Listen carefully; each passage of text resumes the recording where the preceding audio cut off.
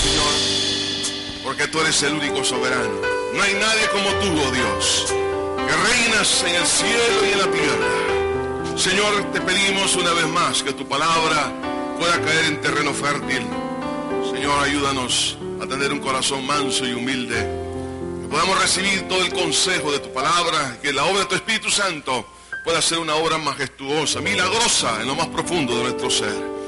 Ayúdame, Señor, a poder entregar este mensaje, Señor, y que tu nombre sea santificado y tu pueblo bendecido. En Cristo Jesús lo pedimos todo. Amén y amén. Génesis capítulo 45. Esta historia que vamos a analizar abarca desde el capítulo 42 al 45. Solamente que no vamos a poder finalizar este mensaje. Vamos a tocar dos aspectos muy importantes dentro de un tema que es fundamental en nuestro tiempo también. El tema que traigo es cómo vencer el dolor más profundo. Para ubicarnos en el contexto, recuerde que José en su niñez sufrió mucho en casa por parte de sus hermanos, aunque su papá lo amaba y Dios lo había bendecido con dones del Espíritu Santo. Esto trajo, por supuesto, envidia, y la envidia de sus hermanos hizo que en un momento dado él se encontrase bajo el rechazo, el desprecio, el aborrecimiento de sus hermanos, que lo llevaron no solamente a incomodarlo dentro de casa, sino también que lo llevaron a un intento de homicidio. Este joven vivió en unas experiencias traumáticas donde él experimentó en carne propia lo que significa ser no solamente amenazado a muerte, sino intento de homicidio, pero fallaron. Pero también vemos cómo él sufrió también en la cárcel, cuando al ser vendido como esclavo en Egipto. A raíz de una mentira, una calumnia, cayó en la cárcel y pasó una buena cantidad de años ahí. Entonces, hasta que él tuvo 30 años de edad, fue sacado de la cárcel providencialmente por la mano de Dios para ponerlo en el reino de Egipto. Entonces, estamos hablando de un sufrimiento de 30 años aproximadamente. Yo les pregunto en esta hora, ¿cuántos de los que están aquí han podido superar dolores desde la niñez? Algunos lo que han hecho es sencillamente tratar de olvidar. Hoy en día yo no sé por qué, pero hay una moda dentro de muchos cristianos donde, por ejemplo, tienen un problema serio y ellos dicen, recházalo. Eso no es cierto. Lo reprendo, negando una realidad. Si usted tiene un dolor, no diga, te reprendo, mentiroso. No, aquí no hay dolor cuando se está muriendo de dolor. Algunas veces estamos tratando nosotros de negar una realidad en el área emocional y espiritual, pero ahí está el problema. Entonces, algunos están tratando de implementar un positivismo irracional que los lleva a negar la realidad, y recuerde que cuando se niega una realidad, entonces puede tener hasta trastornos psíquicos, puede llegar a tener problemas mentales por negar la realidad. Confrontar la verdad es algo fundamental. De hecho, Jesús dijo, y conoceréis la verdad, y la verdad os hará libres. Entonces, cuán importante es que nosotros, si hemos tenido un dolor que hasta este día nos ha condicionado en nuestros patrones de conducta, en algunos casos, al no haber sido superados, nos ha llevado a tomar decisiones equivocadas, a un fracaso. Entonces, es importante que aunque ahora usted ya sea, por ejemplo, ya esté casado, tenga una linda familia, es un buen profesional, se ha desempeñado en distintas áreas, pero le voy a decir esto, si el dolor no ha sido sanado, esto lo puede perjudicar como lo ha hecho a lo largo de su historia. A lo mejor usted no está viendo cuáles han sido las causas de los fracasos en el pasado, pero usted puede evitarse fracasos en el futuro si se resuelve este dolor profundo. Así que, ¿cómo vencer este dolor más profundo? Lea conmigo lo que dice Génesis 45, versículo 1 al 5. Dice así: no podía ya José contenerse delante de todos los que estaban al lado suyo, y clamó: haced salir de mi presencia a todos. Y no quedó nadie con él al darse a conocer José a sus hermanos. Entonces se dio a llorar a gritos, y oyeron los egipcios, y oyó también la casa de Faraón. Y dijo José a sus hermanos: yo soy José, ¿vive aún mi padre? Y sus hermanos no pudieron responderle, porque estaban turbados delante de él. Entonces dijo José a sus hermanos: acercaos ahora a mí. Y ellos se acercaron. Y él dijo: yo soy José, vuestro hermano, el que vendisteis para Egipto. Ahora pues, no os entristezcáis ni os pese de haberme vendido acá, porque para preservación de vida me envió Dios delante de vosotros. Hay tres cosas, hermanos, que quiero que analicemos con la ayuda del Señor. Tres aspectos, de los cuales el tercero lo dejaremos para la próxima oportunidad. De cómo vencer el dolor más profundo. En primer lugar, es la autoconfrontación. No es negar la realidad, sino confrontarla. En buen salvadoreño diríamos agarrar el toro por los cuernos, pero con la ayuda de Dios. Cuán importante es que nosotros podamos hacer un análisis de nuestra propia vida antes de poder realmente encontrar una sanidad para el dolor más profundo. En la vida de José vemos acá cosas muy interesantes. Él tenía que hacer una autoconfrontación, en primer lugar, sobre la necesidad de la unidad. Y en segundo lugar, aceptar la realidad por muy cruda que sea, pero bajo la perspectiva de la soberanía de Dios. Son cosas que algunas veces nosotros hemos tratado de huir y hemos tomado la actitud de un avestruz, metiendo la cabeza en un agujero para no ver a su alrededor las amenazas. Y esto no es correcto. Nosotros tenemos que confrontar la verdad, aunque es por muy cruda que sea, pero con la ayuda de Dios podemos decir: si Dios es por nosotros, ¿quién contra nosotros? Entonces, la primera cosa que vemos aquí en la vida de José es que estando él ya en el palacio, habiendo pasado una etapa de mucho sufrimiento, estando en el reino, ahora por la misma necesidad de alimentos, las naciones vecinas también se estaban acercando a Egipto para comprar trigo. Y dentro de ellos, oiga, providencialmente llegan los hermanos de José. Aquellos que en casa fueron graves problemas. Aquellos que intentaron matarlo y lo vendieron como esclavo y engañaron a su padre y le hicieron pasar muchos años de dolor a su padre Jacob, al creer que su hermano había sido devorado por una fiera. Todas estas cosas, hermano. Después de un tiempo, Dios permitió que ellos se encontraran. ¿Por qué? Porque era necesario la unidad. Hermanos, tenemos a un Dios maravilloso, un Dios soberano, que Él mueve todas las piezas de un tablero de ajedrez, con el propósito de producir unidad. ¿Se recuerda usted cuando José y María se encontraban en Nazaret? María ya estaba prácticamente casi en su 9º mes de embarazo, y Augusto César, el emperador romano, en la capital del reino, promulgó un edicto que todo el mundo fuese empadronado. Entonces cada uno tenía que ir a su ciudad a sacar el documento único de identidad, el DUI. Entonces, y hacer trámites ahí legales. La cosa es que ellos, como José era de la ciudad de Belén, pero él estaba viviendo en Nazaret, aproximadamente entre 80 a 100 kilómetros de distancia. Entonces, oiga esto, para que ellos se movieran en esa distancia, Dios movió el mundo entero. Cuando Augusto César dijo: todo el mundo se ha empadronado, eso no fue que se le ocurrió a Augusto César, sino que Dios dijo: voy a mover todo el mundo para que mis hijos que están en Nazaret se muevan a Belén, porque yo he profetizado que en Belén ha de nacer el Mesías. Entonces, lo que quiero que veamos es esto, hermanos, que Dios puede hacer su mejor esfuerzo con tal que se cumpla su propósito.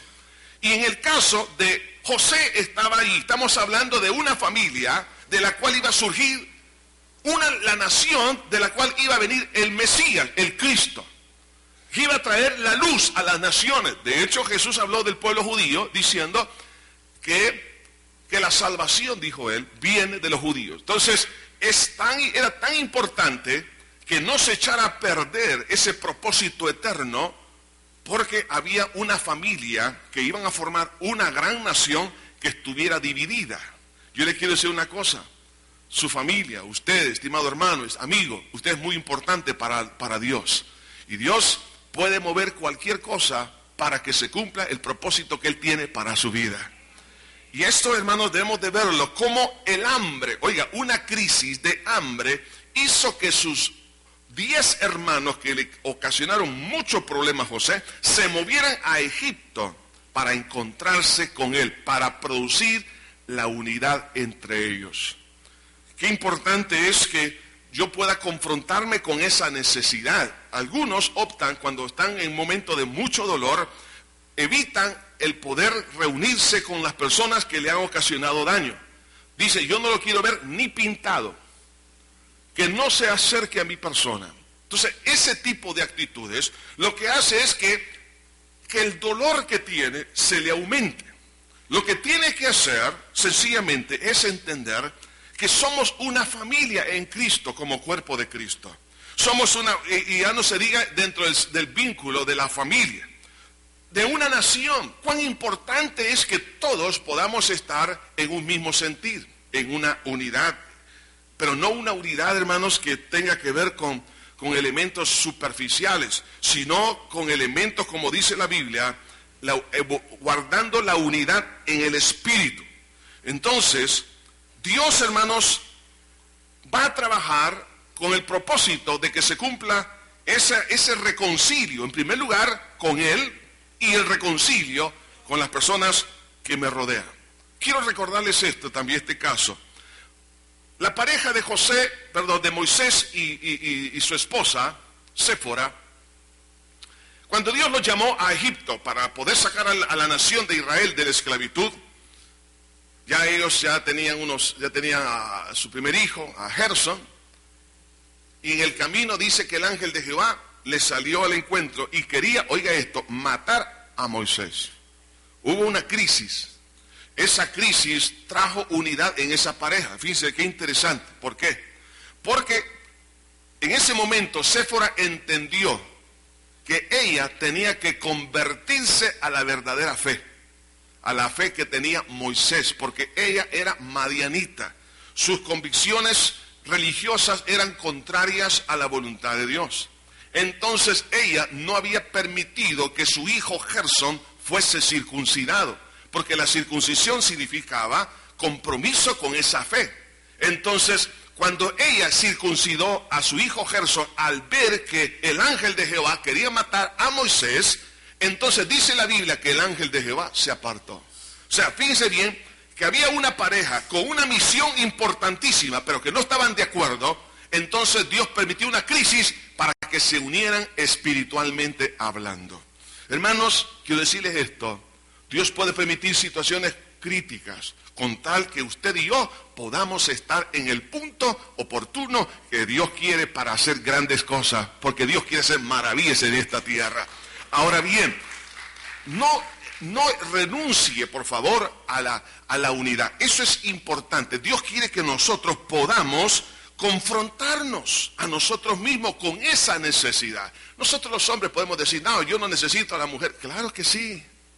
Mire, una vez, hermanos, oyendo la radio, en una porción por cierto, aquí de Génesis, yo he predicado varias veces en esa porción, no sé cuántas veces, donde dice: y creó Dios al hombre, dice, y creó a la mujer, dice, y creó ayuda idónea para el hombre.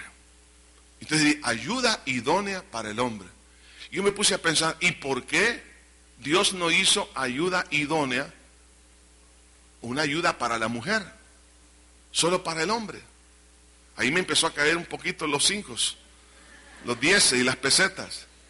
Dije yo, o sea que la mujer, fíjense bien, la mujer maneja mejor la soledad que el hombre. Y es cierto, por eso que hay más viudas vivas que viudos vivos. Porque el viudo, y usted dice, de repente se casó, dice, Pero es que el hombre no puede soportar, por eso le haré ayuda idónea, porque el hombre no puede soportar los niveles de soledad. Hay algunos casos que son muy especiales, pero en el caso de una mujer, la soledad la maneja mejor que el hombre. El hombre se llega a entristecer y por eso que la mayoría de los hombres mueren del corazón. No estoy profetizando, pero entonces, hermanos, lo que quiero decir es que realmente nos necesitamos el uno el otro. El hombre necesita a la mujer necesita al hombre. Necesitamos la ayuda de los demás. Yo no puedo estar diciendo que yo no necesito a nadie. Yo voy a hacer yo solo las cosas. Permítame, usted está equivocado. El dolor que usted tiene, si usted quiere que ese dolor sea sano, en primer lugar tiene que aceptar la necesidad de la unidad. Porque ahí comienza la restauración de su dolor, para que ese dolor sea quitado. Yo tengo que saber esto. ¿Por qué? Porque Dios opera en la unidad, porque esa es su esencia. Dios Padre, Dios Hijo y Dios Espíritu Santo, y los tres son uno. La esencia de Dios así es, Él es unidad. Vemos que Dios opera a través de la unidad porque es el canal de la bendición. En el Salmo 133 dice, mirad cuán bueno y cuán delicioso es habitar los hermanos juntos en armonía. Y el versículo 3 dice, porque allí envía Jehová bendición y vida eterna. ¿Quiero bendición? Necesito la unidad primero. Necesito el reconcilio, la restauración. Dios movió a esos 10 hermanos desde Canaán hasta Egipto para producir la unidad. Entonces, José, al encontrarse con ellos, Dios estaba diciéndole a José, José, yo quiero cumplir completamente el proyecto que tengo a través de tu vida, pero necesito que termines de arreglar este círculo. Quiero que cierres más bien este círculo, que todavía hay partes abiertas, que termines este circuito. Hermanos, hay algunos de los que están acá que no han querido entender eso. Yo no sé si usted en algún momento dado, por ejemplo, sufrió algunas situaciones muy difíciles en su vida como niño, como una niña, fue abandonado por un padre o fue maltratado en una forma tan cruel que quedó marcada su vida, donde otros fueron violados, donde hubo abandono, atropello, algunos tuvieron que ir a pedir de comer a los vecinos, otros anduvieron en las calles pidiendo de comer, otros buscando comida en la basura, y todo por cuanto papá o mamá quisieron abandonarlos. Todo este tipo de cosas produce unos dolores tan graves, y entonces ahora que estoy en una posición para que Dios pueda seguir bendiciéndome, Dios me dice ahora, es necesario que reconcilies con las personas que te hicieron daño. Tienes que restaurar todavía los nexos del pasado para que en medio de exista sanidad en esa área, tu presente y tu futuro sea mucho mejor. Y sabe que Dios pone el más alto recurso para la reconciliación y la unidad. Dios lo hace. Si Él hizo ese movimiento, oiga, un movimiento de una crisis a nivel de las naciones que rodeaban a Egipto y a Egipto mismo, y mueve a los 10 hermanos para que se reconcilien con José, o sea, estamos hablando de un precio muy elevado. Y esto solamente nos recuerda del precio que nuestro Dios pagó por usted y por mí para reconciliarnos con Él, porque de tal manera amó Dios al mundo, que ha dado su Hijo unigénito para que todo aquel que en Él cree no se pierda, mas tenga vida eterna. En la epístola a los Colosenses, el apóstol Pablo en el capítulo 1, versículo 19 al 22, dice así, por cuanto agradó al Padre que en Él habitase toda plenitud, y por medio de Él reconciliar consigo todas las cosas, así las que están en la tierra como las que están en los cielos, haciendo la paz mediante la sangre de su cruz. Y a vosotros que también erais en otro tiempo extraños y enemigos en vuestra mente, haciendo malas obras, ahora os ha reconciliado en su cuerpo de carne, por medio de la muerte, para presentaros santos y sin mancha e irreprensibles delante de Él. Note entonces el alto precio que Dios pagó para reconciliarnos con Él. Entonces yo tengo que entender que el reconcilio con Dios, Dios pagó en la cruz del Calvario para que eso sea una realidad.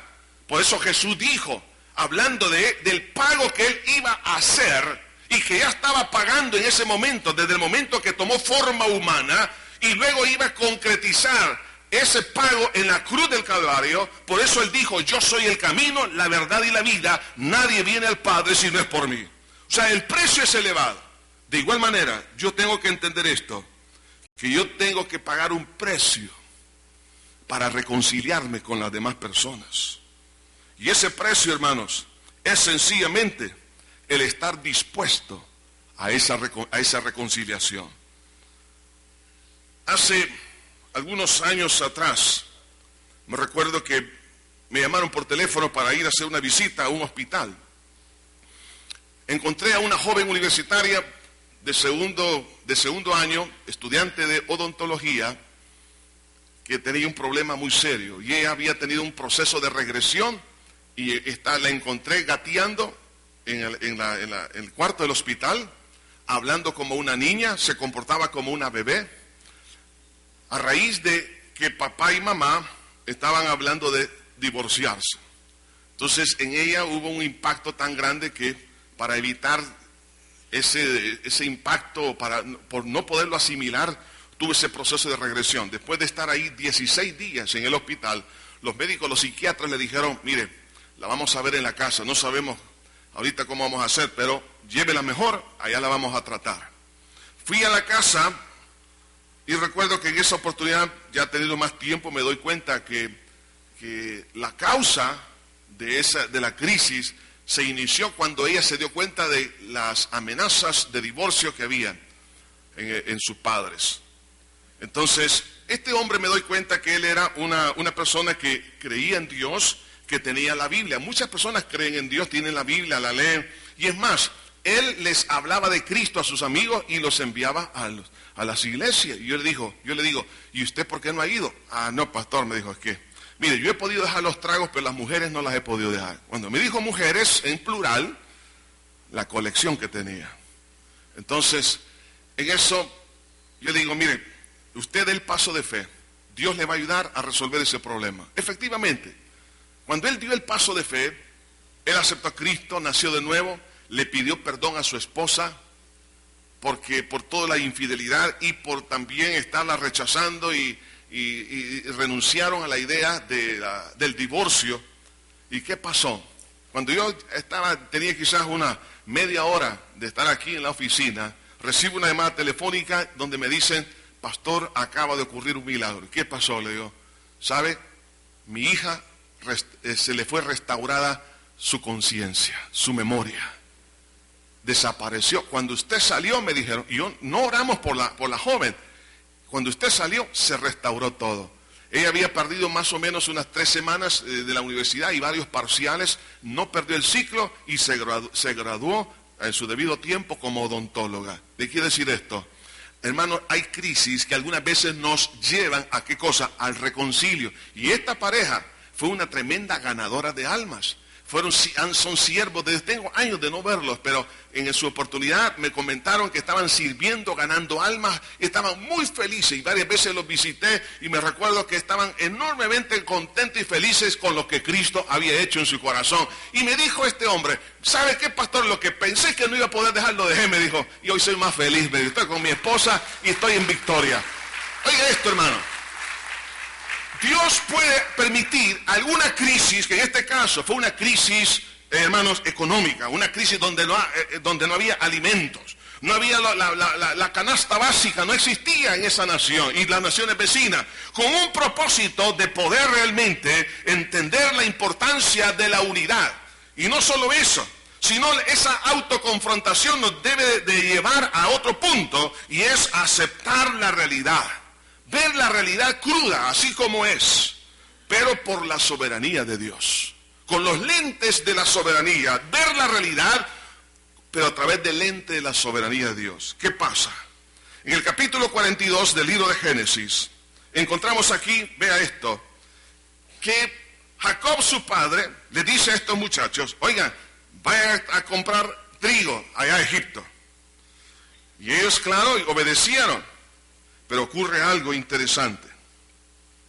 Cuando ellos llegan, el versículo 7 del capítulo 42 dice, y José, cuando vio a sus hermanos, los conoció.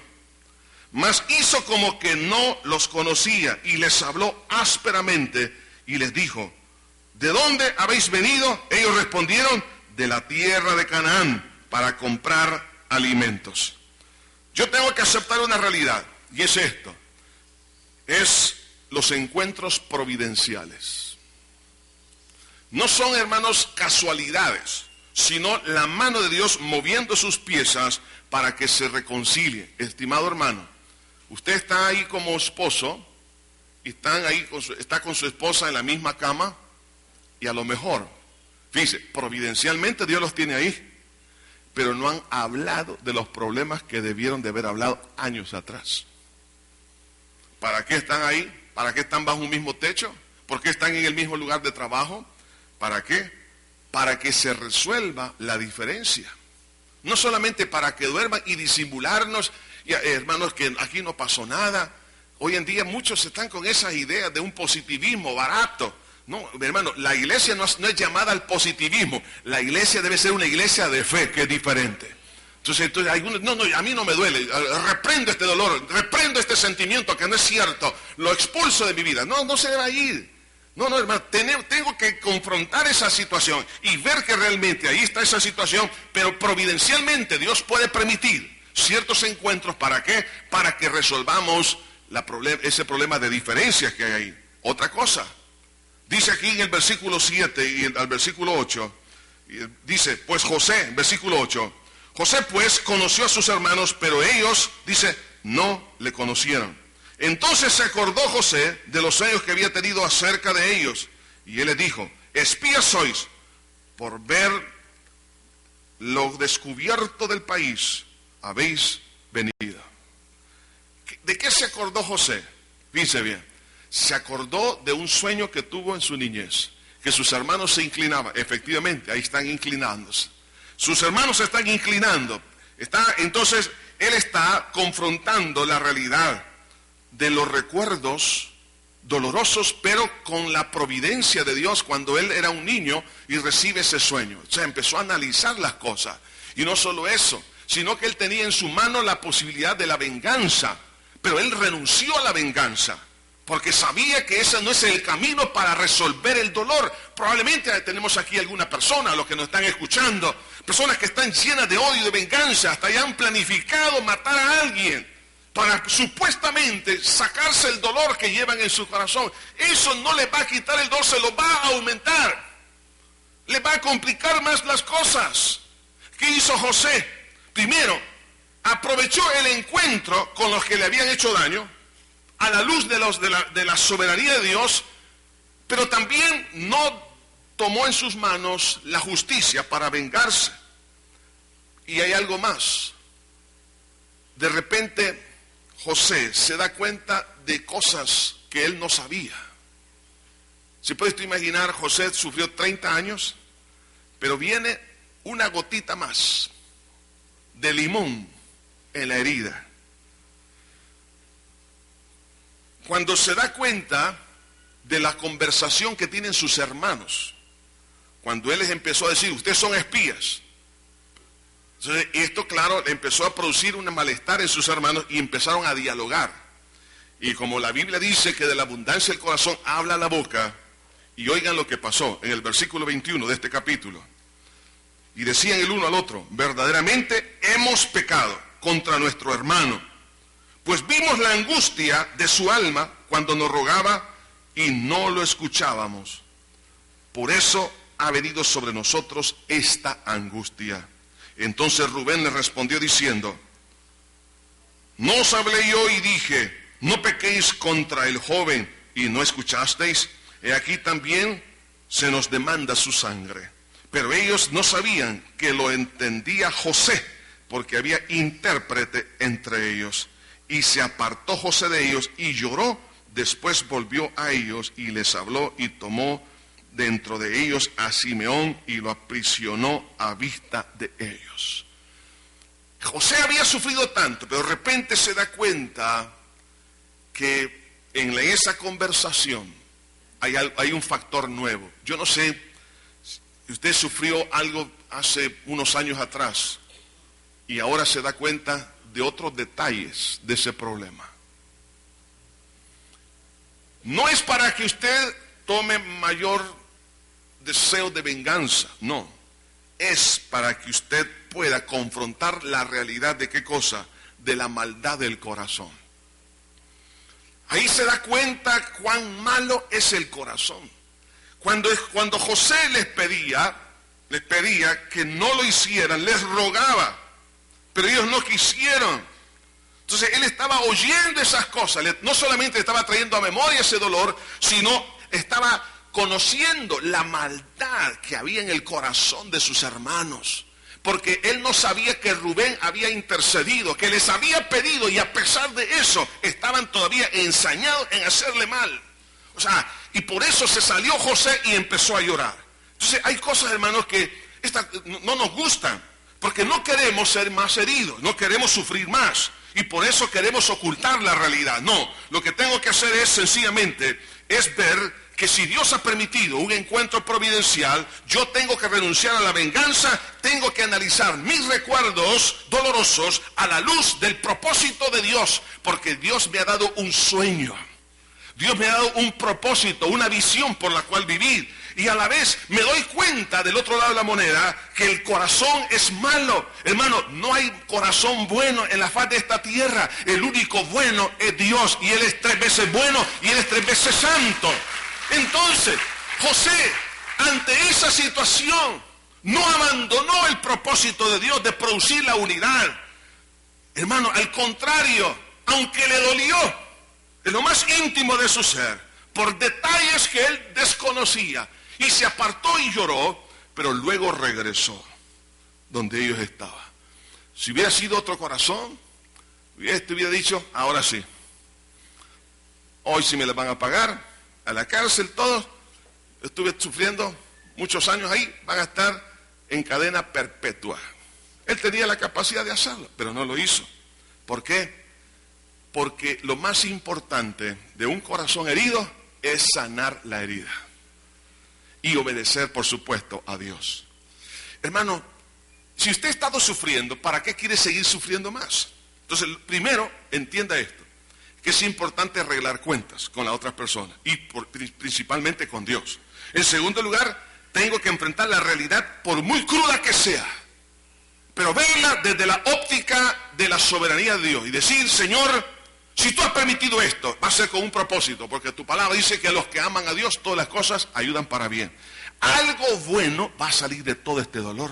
Aunque me están hiriendo todavía más en el presente, yo sé que voy a salir adelante con tu ayuda. Entonces, cuando usted toma esa clase de actitud, usted se está confrontando con usted mismo. Entonces ya tiene la capacidad de confrontar la culpa, la ofensa y a la persona que lo ha ofendido.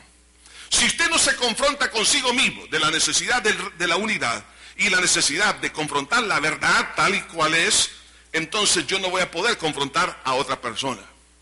Vemos ahora a José, que él había hecho esto, por eso fue a llorar a solas.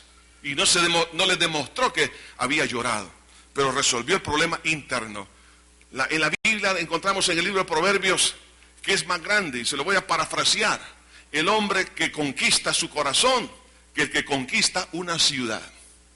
Conquistarse a uno mismo es mucho más valioso que hacer conquistas financieras, educativas. Muchos tienen éxito en otras áreas, pero no tienen éxito en sus problemas internos. Su dolor ahí está y no lo han resuelto y prevalece a lo largo de los años. Y cuando alguien no ha resuelto ese dolor, puede desembocarse en cosas negativas para tratar de olvidar, como es el alcohol, las drogas, el sexo ilícito, buscar el exceso de trabajo, exceso de distracción, buscar deportes extremos, porque andan buscando entre comillas la muerte. No te necesitamos hacer eso. Lo que necesito es confrontarme conmigo mismo. Y entonces estoy preparado para confrontar a los demás. Y en el capítulo 43 y en adelante, encontramos aquí entonces que José no abandonó el diálogo. Fíjense bien. Y esto es lo que usted y yo tenemos que procurar. Si providencialmente Dios nos está permitiendo encontrarnos en el trabajo, en la iglesia, en la casa, con las personas que nos han herido, pero nos hacemos los disimulados. No, tengo que sentarme un día, pero antes de sentarme y platicar y dialogar con esa persona, tengo que estar primero delante de Dios, aceptar la necesidad de la unidad y aceptar la realidad por muy cruda y muy dolorosa que sea, pero tengo que verla a la luz de la óptica de la soberanía de Dios. Y media vez yo esté preparado internamente, puedo dialogar con la otra persona. Y lo primero que vamos a ver aquí es que José no renunció al diálogo. Por eso que en este capítulo 42, cuando él dice, se apartó de ellos y lloró, después volvió a ellos. O sea, no abandonó el diálogo, sino que lo procuró. Hermanos, la voluntad de Dios es la restauración de esos vínculos, primero con Dios y luego con los hombres. Hay necesidades que en un momento dado nos van a empujar a esto. Necesidades materiales, como vemos en este caso, la falta de alimento. Las necesidades afectivas también nos van a mover. La necesidad de sentir una sanidad interior, la necesidad de que vuelva a sonreír, de que venga, haya paz en mi alma, y sobre todo las necesidades espirituales. Hermanos, porque en el fondo lo que queremos es trigo, y ese trigo es Cristo. Lo que yo necesito es la palabra de Dios. Yo lo que necesito es que las palabras de Cristo, cuando Él dijo, el que de mí come no tendrá hambre jamás, y el que de mí bebe nunca tendrá sed jamás. O sea, que Dios llene y satisfaga los más íntimos pensamientos y deseos de mi corazón. Esas necesidades nos van a empujar a la confrontación. Nosotros, hermanos, no somos dados a ello. Jesús dijo, si tu hermano peca contra ti, dice, ve tú y estando con él solos. Si no te oyere, llama a testigos. Y si no, pues llama a la congregación. O sea que hay varias instancias. Yo tengo que aprender a confrontar. Como salvadoreños y en muchas otras culturas, se evita la confrontación, cara a cara. Te quiero decir una cosa, me he dado cuenta que tú hiciste esto y esto y esto y esto, me ha dañado. Yo no sé si es cierto, pero quiero que tú me lo digas. ¿Saben qué hacen hoy en día? No le dicen nada.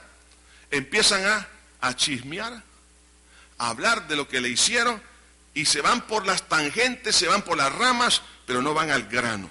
Hermano, tiene que ser así. Tenemos que ir con la persona. Tengo que aprender a confrontar y pedirle razón de esto. ¿Por qué? Porque esa es la manera de sanar las heridas. Me decía una persona extranjera en esta semana, yo no sé, me dijo, ¿por qué los salvadoreños no se quieren entre ellos mismos? Tienen tanta envidia. No solamente aquí en el país, sino fuera del país, se echan zancadillas. Hasta había aprendido la palabra zancadilla. Entonces, ¿y por qué? ¿Qué es lo que pasa? Veo otras culturas, y me mencionó culturas del oriente y otras culturas, hermanos, donde ellos se apoyan y esto y aquí, pero aquí no. Claro, hermano, ¿sabe por qué? Somos cobardes. Porque no quiero confrontarme con la persona. Entonces yo tengo que dialogar cara a cara. Algunas veces se hacen los comentarios por fuera para que diciéndole a Pedro entienda a Juan lo que le quise decir. Eso no debe de ser. Tenemos que renunciar a esa cobardía. Así que José dice que lloró, pero luego vino a ellos, dice. Ahora, esa confrontación con el ofensor a través del diálogo me lleva a poner otro elemento importante, que es la base de la gracia y misericordia. Bien, oiga esto, hermano. José había sido beneficiado por gracia y por pura misericordia. Yo sé que en la vida de José no se mencionan errores, pero eso no significa que no los tenía, porque todos nacemos en pecado. Pero igual, aunque José se había comportado a la altura, éticamente, en todo lo que hizo, no significaba que él no era un pecador, porque todos nacimos en pecado. Pero él entendió que Dios estaba con él en todas circunstancias, y por gracia Dios estaba con él. Y que por gracia estaba en la posición que tenía. Entonces, él aprendió a dar de gracias, a hacer misericordia. ¿No es eso lo que pide Dios de usted y de mí? A hacer misericordia. Para que exista una sanidad, oiga bien esto, una sanidad en mi alma, en mi espíritu. No solamente tengo que dialogar, pero tengo que hacer misericordia a la persona que me ofendió. No solo es perdonar, sino hacer misericordia. ¿Y dónde está eso? versículo 25 del capítulo 42. Dice después que él lloró y luego tomó como prisionero a Simeón. Dice, después mandó José que llenaran sus sacos de trigo y devolviesen el dinero de cada uno de ellos, poniéndolo en su saco, y les diesen comida para el camino, y así se hizo con ellos. Vea qué interesante. Qué interesante. José, a pesar de que ellos le habían dañado, en ese momento les devolvió el dinero. Porque esta es una figura hermosísima de lo que es la gracia. Venid, comprad vino y leche, sin precio, sin dinero, y se llenará tu alma de grosura. Lo que José estaba haciendo aquí era regresarles el precio. ¿Por qué? Porque la gracia no se puede comprar. El trigo no se puede comprar. El trigo que es Cristo es un hermoso regalo. Y es por gracia, a través de la fe en lo que Cristo hizo en la cruz del Calvario. Ese momento cuando José estaba desbordando misericordia y gracia, en ese momento había un río de gloria en su ser interior para sanar todo lo que estaba ahí en su alma. Hoy en día lo que pasa con muchas personas que sufren mañana, tarde y noche, no tienen paz, están enfermando, hermano, de una forma impresionante. De repente, como carros viejos, estamos con un problema aquí, con un problema por allá. No levanten la mano. Pero, hermano, pero claro, es porque hay demasiado, en algunos casos, no en todos, es porque, hermano, hay todavía facturas pendientes que no hemos cancelado por misericordia. No le hemos querido decir a aquella persona, ha sido cancelada tu factura. Yo la cancelé, tú me ofendiste, pero yo la cancelo por gracia, por misericordia. Vemos aquí que lo que le estaba diciendo a José, oigan, no, esto es un regalo, llévense el dinero. Pero más adelante en el capítulo, fíjense bien, en el capítulo 43, cuando ellos regresan, allá donde su padre Jacob, a Canaán, y le cuentan que apareció el dinero, entonces su padre se preocupó, se afligió un poco y dijo, bueno, miren, hagan esto, y les da este consejo. En el capítulo 43, versículo 12, tomad en vuestras manos doble cantidad de dinero y llevad en vuestras manos el dinero vuelto en las bocas de vuestros costales, quizás fue equivocación. Lleven el doble para retornar o regresar el precio del primer saco y ahora lleven más para comprar más. Entonces, ¿qué significa eso? Que no se puede comprar. La gracia no se puede comprar.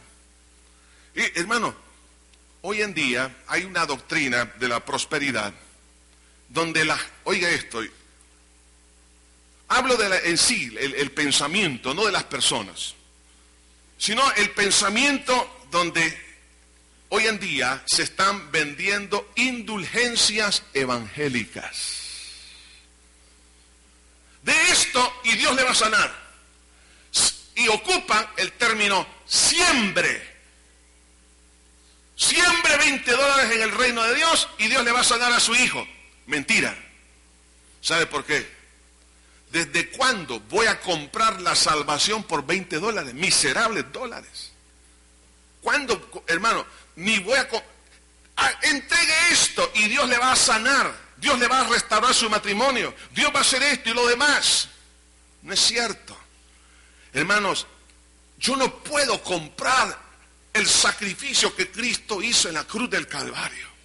Es como la abundancia de trigo en Egipto. La abundancia de la misericordia de Dios, Dios la regala para todo aquel que cree. Y entonces, aunque Jacob le dijo, lleven el doble dinero para que sigan comprando, hermano, no es cierto. Hermano, no se deje engañar por doctrina falsa. Muchos están metidos en ese tipo de corrientes doctrinales. Y se voy a decir una cosa, si usted sigue así se va a decepcionar, porque va a llegar un momento que sus propias obras se van a convertir delante de sus propios ojos como trapos de inmundicia. Eso es lo que dice la Biblia. Vuestras obras son como trapo de inmundicia. Querer comprar la misericordia de Dios es una ofensa, como diciéndole a Cristo, Señor, tu obra en la cruz del Calvario hizo un 50% y yo pongo el otro 50% dando esta ofrendita. 50 más 50 igual milagro. En otras palabras, eres un Cristo a medias. Y yo soy el segundo Cristo. ¡Wow! ¿Se da cuenta que detrás de este concepto yo me estoy poniendo a la par de Jesús? ¿Desde cuándo, señores? Él es el Señor. Nosotros somos ovejas de su prado. Él es el buen pastor. Él es Dios. Nosotros criaturas de entre los hombres. Salvos por gracia. Por lo tanto, no vamos a comprar. No vamos a comprar con lo que yo haga. Las misericordias de Dios. Más bien, Dios me dice, hijo, es gratis, es para ti. José estaba mostrando qué importante cuando una persona ha sufrido tanto, muestre gracia y misericordia, porque cuando usted hace misericordia, no solo perdona, oiga bien esto, sino que bendice a esa persona, su alma empieza a correr ríos de agua viva, la gloria de Dios como Jesús lo hizo en la cruz del Calvario. Padre, no le tomes en cuenta este pecado. No saben lo que hacen. Mire, cuando Esteban estaba siendo apedreado, él tomó una actitud de misericordia. Jesús lo dijo también. Cuán importante es, hermano, hacer misericordia. Y esto, hermanos, algunas veces no nos parece, no nos cuadra en nuestra ecuación. Que por qué, por gracia lo voy a recibir. Y ellos intentaron, cuando dijeron, bueno, de repente llegan a pedir otra vez trigo y le vuelven a dar el dinero. Se lo retornan. Y entonces ahí sí se afligieron. ¿Por qué? Porque entonces ellos pensaron, aquí hay gato encerrado. Aquí lo que está pasando es que esta es una trampa. Y con esto nos van a acusar de ladrones y nos van a meter presos. Lea conmigo el versículo 18 del capítulo 43. Y dice, entonces aquellos hombres tuvieron temor. ¿Cuándo? Cuando encontraron el dinero de regreso otra vez. Cuando fueron llevados a casa de José y decían, por el dinero que fue devuelto en nuestros costales, la primera vez nos han traído aquí para tendernos lazo y atacarnos y tomarnos por siervos a nosotros y a nuestros asnos. O sea, había temor. Hermanos, le voy a decir una cosa. La misericordia de Dios no es una trampa, es una realidad. Es que nos cuesta digerir el amor de Dios. Pablo, hermano, siendo perseguidor de la iglesia, él dice, y fui recibido a misericordia para que Dios mostrase en mí toda su clemencia para mostrar como ejemplo a los demás. Hermano, ¿qué cosa? La gracia de Dios. Qué lindo es poder recibir, hermanos, esa gracia y decirle al Señor, Señor, aquí está mi alma, mi corazón, la dispongo en tus manos, quiero que me restaures, me ayudes. Y no tengo por qué ver, hermano, que es una trampa. No, al contrario, es una invitación. Por eso el Salmo 23 dice, aderezas mesa delante de mí en presencia de mis angustiadores. Dios ha puesto una mesa hermosa para que usted y yo podamos participar. No merezco, pregunto, ¿cree usted que estos hermanos merecían este trato de José? No lo merecían, claro que no. Pero por gracia tenían que aprender a recibir. Y hoy en día necesitamos volver a aprender a recibir por gracia el perdón de pecado. La sanidad divina es por gracia. La restauración familiar es por gracia. Los trabajos es por gracia. El matrimonio es por gracia. Todo es por gracia. Por la fe en Cristo nuestro Salvador. Entonces, ¿y sabe qué? Esta misericordia es el canal de los favores celestiales. En el versículo 24 dice, y llevó aquel varón a los hombres a casa de José. Esto no lo merecían. No solamente les dio, hermanos, el dinero y el trigo, sino que lo llevó, mandó a matar un buey y preparó ese churrasco, esa entraña, ese lomo roízo, esa punta jalapeña, las papas al horno, chorizo argentino, guacamole, tortilla tostada, cuajada, Bueno, algo similar. A eso sí les da hambre, ¿verdad? Entonces, ahí estaba en casa. Les preparó un tremendo almuerzo. Dice, y llevó aquel varón a los hombres a la casa de José y les dio agua y lavaron sus pies. En otras palabras, los estaban recibiendo como huéspedes de honor. Y dio de comer a sus asnos también. Entonces, hermano, miren, ellos estaban sorprendidos. Hermano, ¿se ha quedado usted sorprendido alguna vez? Dice, es que no entiendo por qué Dios es tan bueno. Habiendo sido lo que yo he sido, se da cuenta que esta nación tan poderosa que estaba naciendo ahí es una nación por gracia. El pueblo de Dios es un pueblo que nace por gracia y por misericordia. Es un pueblo, hermanos, que Dios lo tiene en sus manos y lo quiere bendecir, no porque usted y yo merezcamos ningún tan solo privilegio, sino porque Él es 3 veces bueno y nos favorece en los asnos, hasta en los vehículos también le puede favorecer el Señor. Le favorece en su casa, en su trabajo, le favorece aquí, le favorece allá. Por supuesto, ya no ande diciendo que es por mi capacidad, mi inteligencia. Diga, por gracia soy lo que soy, por gracia Dios me ha bendecido. Ahora yo sé que hice lo malo, pero ahora Dios me tiene en sus brazos. Pero no solo eso. Claro, el alma se turba cuando uno recibe tantas bendiciones. Dice, y es cierto, estoy dormido, estoy despierto, y se empieza a pellizcar. Como dice uno de los salmos, seremos como los que sueñan. Y mire, ellos estaban tan turbados y le hacen la pregunta al conserje y les explica la situación sobre ellos pagaron, pero que apareció otra vez el dinero en sus sacos una y otra vez y que ellos no estaban robando y que bueno. Y entonces él le da una palabra muy hermosa, versículo 23. Y le respondió, paz a vosotros. No temáis, vuestro Dios, el Dios de vuestro Padre, os dio el tesoro en vuestros costales. Mire, qué cosa. Aquí vemos cuán hermoso, hermano, es que lo que Dios nos está invitando es a descansar en su misericordia, es cierto. Yo no merezco ser lo que soy ni estar donde estoy, pero es por gracia. Me dice, tranquilo hijo, disfruta ahora lo que tienes delante de ti. Iglesia de Cristo, todos tenemos un trasfondo, hemos sido lavados, hemos sido rescatados del pecado, pero por gracia hay tremendas banquetes que Dios tiene para su pueblo y para conquistar las naciones para el Señor Jesucristo, y Dios va a usar a su pueblo poderosamente por pura gracia y por pura misericordia.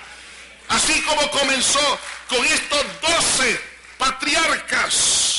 Oiga, y formó un pueblo. Jesús comenzó con 12 discípulos y también encontramos ahí que los discípulos no eran perfectos, pero de igual manera, por gracia, Dios levantó un ejército maravilloso que se llama la iglesia, y esta iglesia todavía no ha visto lo que Dios quiere que vea en esta tierra, y más adelante hemos de ver a Cristo cara a cara y veremos las mansiones eternas, las calles de oro, la gloria de Cristo será mostrada a su pueblo. Por pura gracia y misericordia nos invita a descansar. Por eso no esté turbado. Cuando Dios le empiece a bendecir, mejor tírese al piso y llore de gratitud. Y entonces diremos como el apóstol Pablo, el amor de Cristo me constriñe. Es decir, el amor de Cristo me aprieta tanto, me tritura, que me rindo. Es que con tanto amor, ¿quién no se va a rendir? ¿Sí o no? Si es que, mire, en el sentido negativo, Sansón se rindió con las caricias de Dalila. Piense con el trato maravilloso de Dios a su hija, a su hijo. Cuando Dios lo empieza a bendecir, una tras otra, te dice, el amor de Cristo me constriñe, me obliga, me rindo, me derrito. Es lo que debemos de hacer nosotros los hombres con nuestra esposa. Amarla como Dios amó a la iglesia para que ella se derrita. Dígame si no es cierto que una esposa quisiera sentirse la reina en la casa, que su esposo le sirva, que la ame, que no tenga ojos para ninguna otra sino para usted. Y aunque pasen los años y usted tenga apariencia de una pasita, pero diga, qué hermosa es. Usted diga, usted sigue enamorado, usted llega siempre con atenciones, con palabras, regalitos, ya no hay ni cómo expresar y usted cada día se siente desbordado. ¿Qué va a pasar en una mujer así? Se derrite. Entonces ella se va a sujetar como primer, digamos, actitud de correspondencia. Se ha de sujetar, va a ser entonces la ayuda idónea. Entonces en ese círculo vicioso, amor y sujeción, entonces los dos serán una sola carne. Entonces cordón de 3 dobleces no se rompe fácilmente. Por eso es importante que nosotros pongamos misericordia. Si Dios ha sido tan lindo, tan bueno, ¿para cuántos Dios ha sido bueno con nosotros, hermanos? Ahora, si Dios ha sido tan bueno, Él ha puesto, fíjense bien, Dios procuró un diálogo con usted y conmigo, con Cristo Jesús en la cruz del Calvario. Y no le importó el precio a pagar, porque Dios estaba en Cristo reconciliando consigo mismo al mundo a precio de sangre. Él está dialogando con usted y conmigo a través de su sacrificio. Pero no solo eso, sino que Él pone la plataforma de la gracia y la misericordia. Yo también tengo que hacerlo. Si pongo esa misericordia, ¿sabe qué? Nos vamos a quedar perplejos de lo que Dios haga en nosotros y en otras personas. En el versículo 33 de este capítulo 43, y se sentaron delante de él, el mayor conforme a su primogenitura, y el menor conforme a su menor edad.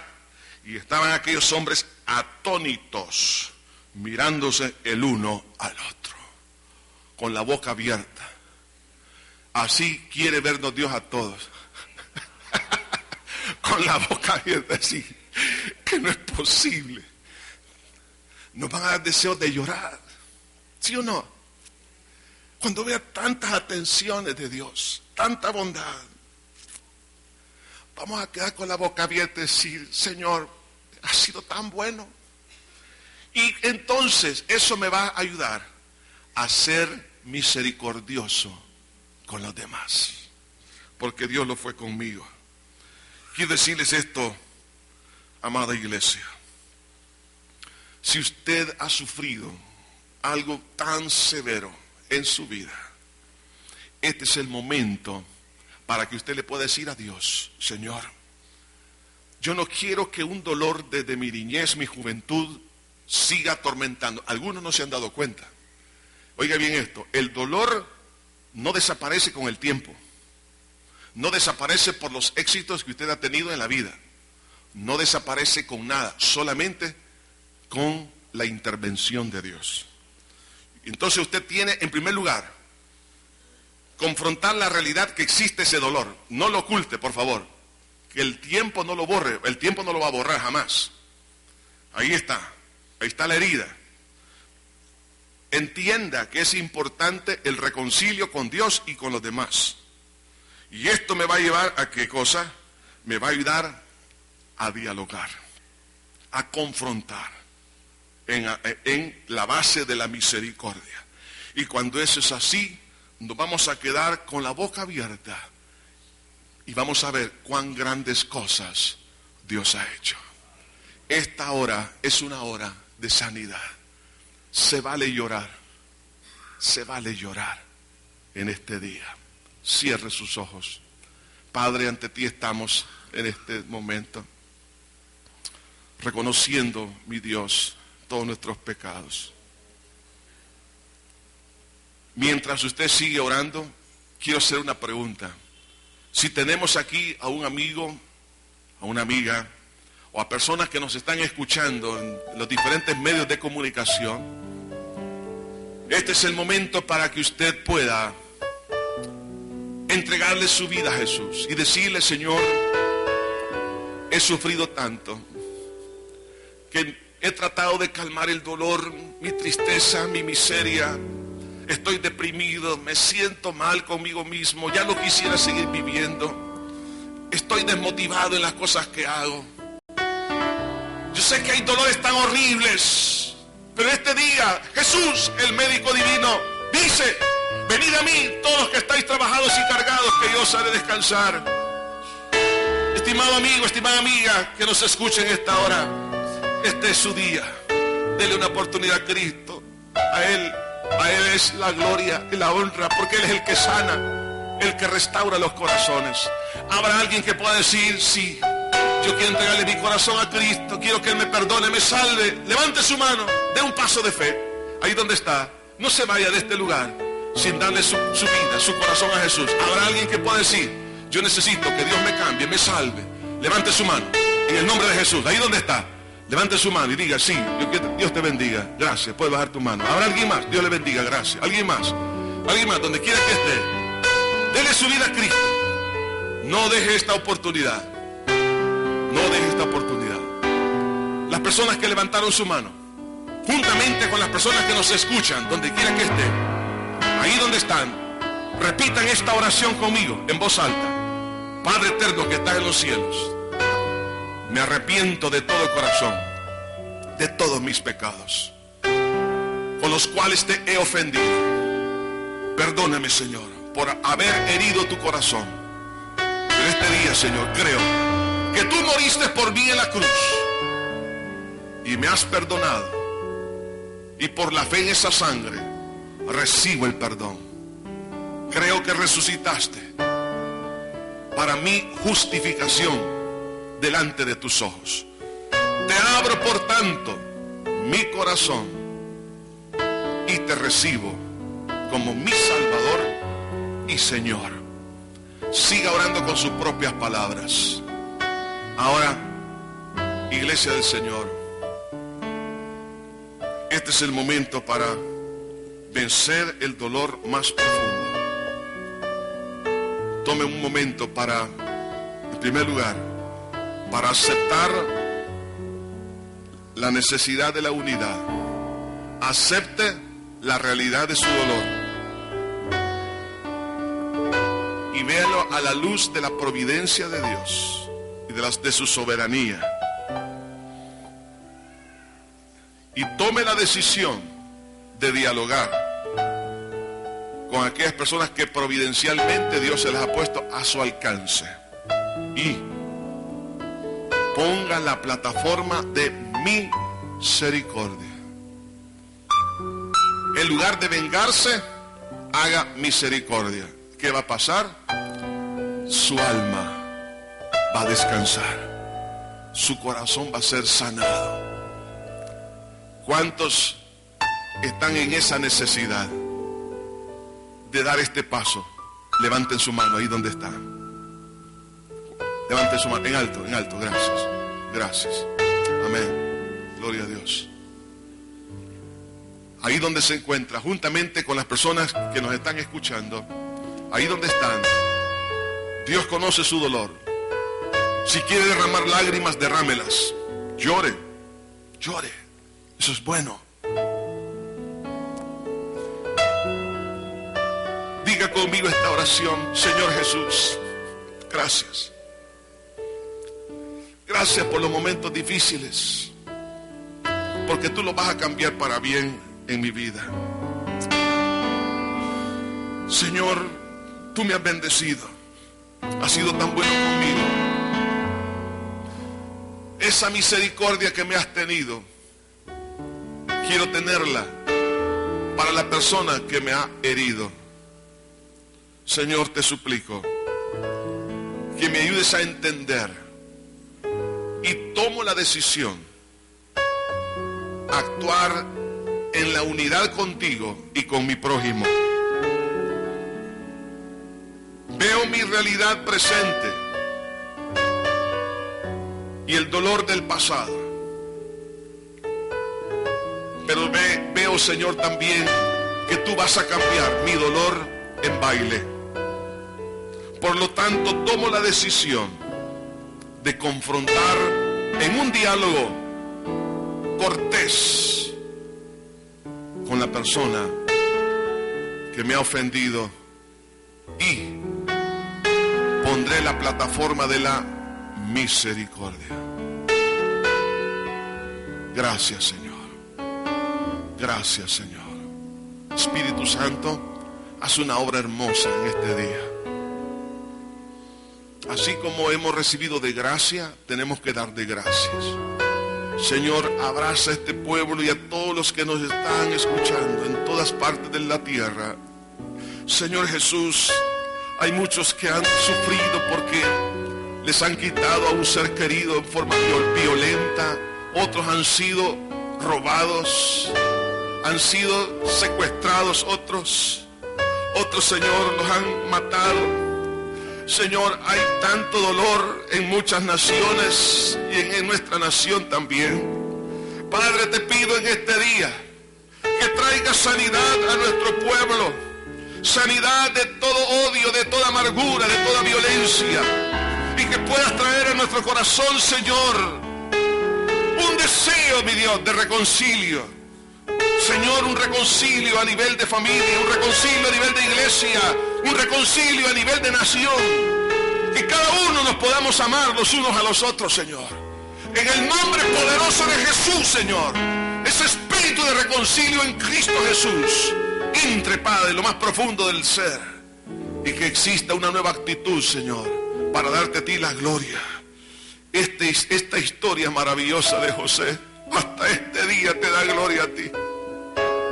Que la historia personal y la de este país te dé gloria a ti, Señor.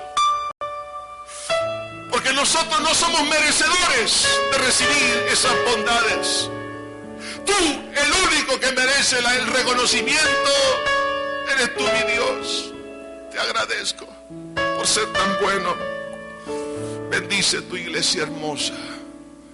Sana las heridas, Señor. Te pido que le concedas a mi hermana y a mi hermano llorar cuando llegue a su casa. Que lloren suficiente delante de ti. Que se presenten delante de ti y hagan lo que tengan que hacer. En el bello nombre de Jesús. Amén y amén. Un abrazo a cada uno. Que Dios me los bendiga, hermano.